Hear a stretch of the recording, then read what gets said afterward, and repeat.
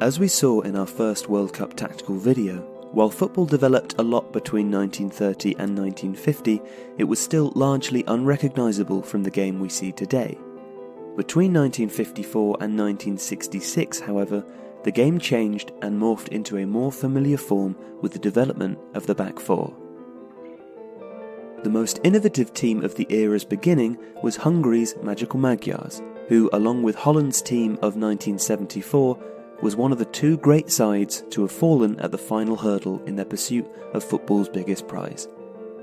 Their withdrawn forward, Nandor Hiraguti, played effectively as an attacking midfielder in the hole, spraying passes, dictating the team's tempo, and making late runs to score. The Hungarian side had already won Olympic gold in 1952 when they came to the 1954 World Cup as favourites. Their movement and the withdrawn Hiraguti created havoc for opposition players.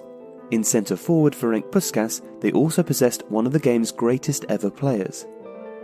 Hungary played a nominal MM formation, drawing back Hiraguti and the wingers to invert the standard WM. However, as Jonathan Wilson notes, because left half Joseph Zacharias dropped off and Joseph Bodzik, the other halfback, pushed up as Hiraguti dropped back, the formation was almost a 4-2-4. But only almost. Zacharias did not actually line up as a centre-back, and so the left-back, Mihaly Lantos, was exposed. Hungary's excellence going forwards had a tendency to obscure their defensive issues, and they were beaten in the 1954 World Cup final, the so-called Miracle of Bern, 3-2 by West Germany. The West Germans used Horst Eckel to man-mark Hiraguti, and Helmut Rahn attacked the space between Zacharias and Lantos. Tony Turek, the West German keeper, also atoned for the spill that allowed Zoltán Czibor to score by pulling off a wonderful save from Hiraguti, and Rahn's 84th minute winner sealed the most unlikely of World Cup wins. 1958 and 1962 belonged to Brazil, both as victors but also in the way that they played, with verve and style, and in 1958 a certain Pelé. Both winning Brazil sides played with a back four, but a back four in which one of the centre-backs, Hilderaldo Bellini in 1958 and Mauro Ramos in 1962, were happy to carry the ball out and act as an auxiliary halfback. Brazil played with two sitting halfbacks, Didi and Zito, who could act as deep-lying playmakers but also had a screening function for the back four, and with the stopper-style centre-back joining them, could transition from a 4-2-4 to a 3-3-4 in possession. Pelé played much as Sindelar and Hiraguti had before him, dropping off and linking the halfbacks with the centre-forward Vava, a role the Brazilians called the Ponta de Lança. He was assisted by Zagello, who played in a moderately advanced left-wing role in 1958, not as high as the mercurial Garrincha, but tucked back so deep in 1962 that he almost played as the advanced right-sided midfielder in a 3. Zito and Zagello shuttled and covered while Didi screened and sprayed long passes wide, and with Pelé dropping off and Garrincha playing high and wide but also cutting in towards Vava, the formation in 1962 could almost be a 4-1-2-1-2 but with width. It was an irresistible combination of tactical thought, individual skill and belief in the primacy of their football, and it carried Brazil to 2 consecutive World Cups, beating Sweden's version of the WM 5-2 in 1958 and Czechoslovakia's 4-2-4-4-3-3 hybrid 3-1 in 1962.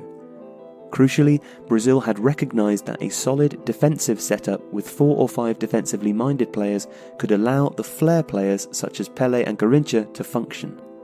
Tactics were releasing talent, having previously been used to negate them.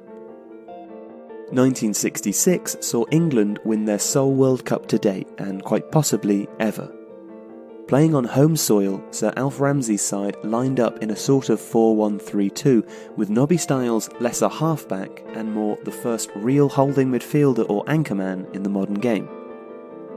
While Brazil's deep-lying midfielders shuttled and played creatively, England used Stiles to close down, tackle and distribute short passes to the more creative midfielders Alan Ball, Martin Peters and the attacking midfielder Bobby Charlton. Indeed, with Charlton pushing up forward behind Geoff Hurst and Roger Hunt, England's formation was almost a diamond or a 4-3-3 when in possession. The purpose was to nullify the fact that wingers meeting a back four could be man-marked out of the game. By withdrawing both wingers and instead playing through the centre, England could create a numerical advantage in the middle of the pitch where they had talented passers of the ball, anchored by Styles who did not have to worry about creating but could focus on defensive work. With Charlton dropping in and Ball in particular pushing wide, England could achieve some measure of width without ceding the midfield, and either centre-forward could also drift wide, as could Charlton. In effect, the shape could become a form of the 4-2-4 against weaker sides, but reverting to a 4-1-3-2 against better ones with stronger fullbacks. Styles could man-mark a deep dropping forward, as he did with Eusebio against Portugal in the 1966 semi-final, without disrupting the positioning of the back four.